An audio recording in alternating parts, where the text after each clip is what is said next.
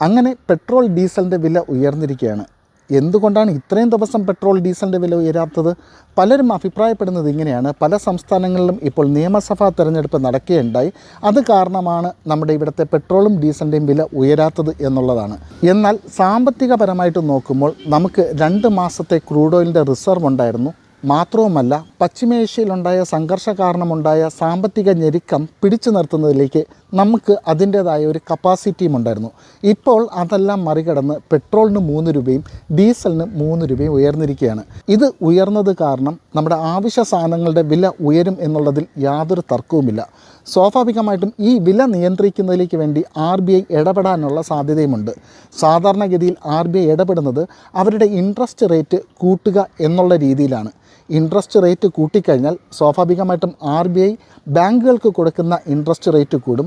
അങ്ങനെ ബാങ്കുകൾ സാധാരണ വ്യക്തികൾക്ക് കൊടുക്കുന്ന ലോണിലും മാറ്റങ്ങൾ വരാനുള്ള സാധ്യതയുണ്ട്. അങ്ങനെ വരുമ്പോൾ സാധാരണ ജനങ്ങൾക്ക് ബാങ്കുകൾ കൊടുത്തിരിക്കുന്ന തുകയിൽ ഇൻട്രസ്റ്റ് റേറ്റ് മാറുമ്പോൾ EMIയിൽ വളരെ വലിയൊരു വ്യത്യാസം വരാനുള്ള സാധ്യതയും നമുക്ക് മുൻകൂട്ടി കാണാൻ സാധിക്കും.